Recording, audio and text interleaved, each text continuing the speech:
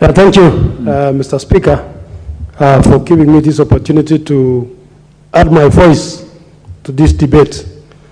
Mr. Speaker, I think this is one of those motions which are open-ended, Mr. Speaker. Mr. Speaker, I served in this House in the 10th Parliament in the old Constitution. Mr. Speaker, I'm proud that I was part of those who was part of the process of making the new Constitution. Mr. Speaker, at the time when the draft was released in 2010, there was the no team who was saying we must amend the draft first so that we pass it as a good constitution. And there were those who were saying, Mr. Speaker, let us pass the draft as it is and then go ahead and amend to correct the mistakes which are there. Mr. Speaker, led by the current president then, we made a very strong move, although the constitution finally passed, but we made our point, Mr. Speaker, that there are some few things that needs to be corrected in that constitution, Mr. Speaker.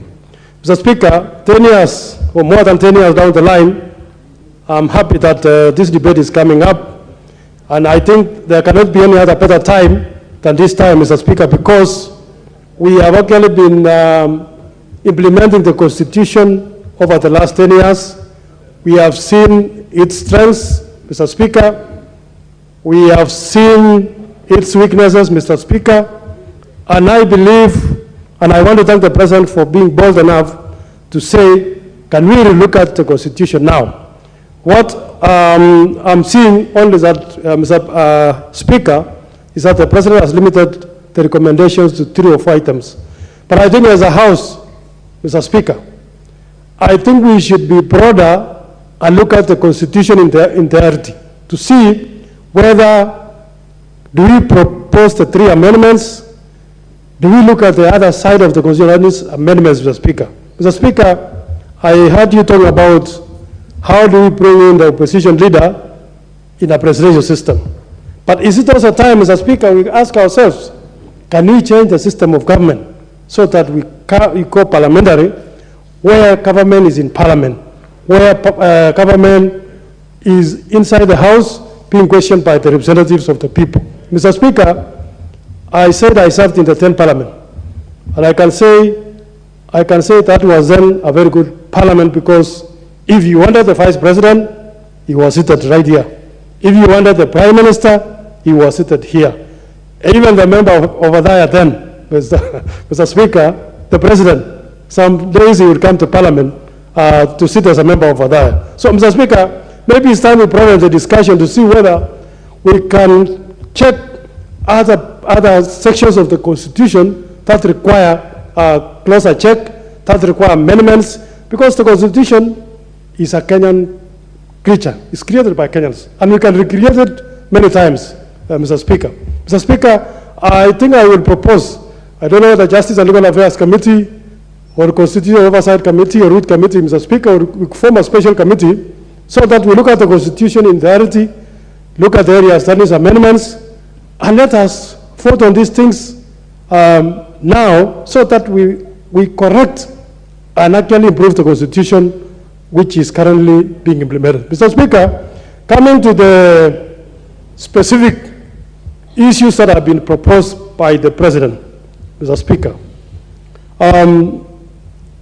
we are in a situation where the winner takes it all, Mr. Speaker, especially in the presidential election.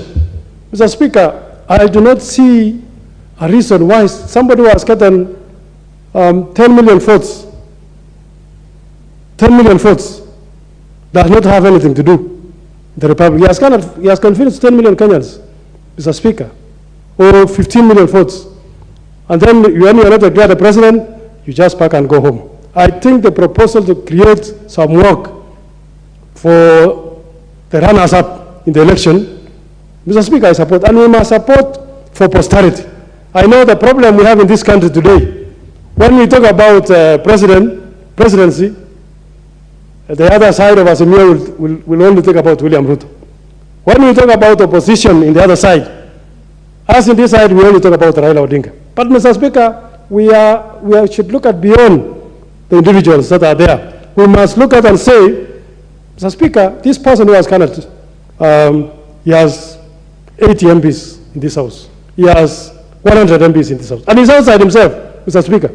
I think we must say in the Constitution that Parliament shall comprise of the runners-up in the election, and the running mate, Mr. Speaker, and then they sit and lead from in the House, Mr. Speaker, whatever they want to transact. Today we are facing a situation where, for lack of something to do, somebody has organized demonstrations in every city, Mr. Speaker. Chivanji, Uhuru Gardens, where demonstrations every day. Mr. Speaker, even if we run the demonstrations daily, morning to evening, the cost of living will not go down. We must sit in the House like today. We say, how do we reduce the cost of living? Do you subsidy? It is in the budget. It's not in the budget. Where can you get the money? But organizing demonstrations from morning to evening, Mr. Speaker, will never achieve. Secondly, on the other matter of CDF, Mr. Speaker, I see many members. Let me just make my point. Mr. Speaker, on CDF, I want to say CDF should be part and parcel of the Constitution. Mr. Speaker, whether we are members of Parliament today or not, CDF should be there, Mr. Speaker. That is the only money that goes to wananchi, Mr. Speaker. So I support strongly, Mr. Speaker, the issue of CDF. We must make it like yesterday. We must get the money to the people, and it's not a members' money. It's a people's money, Mr. Speaker. Because of the pressure from my colleagues, I want to end there and say we need to talk about these things broadly, look at areas that needs improvements in the Constitution widely, and add to what the President has proposed. Mr. Speaker, I support the motion. Thank you. Honorable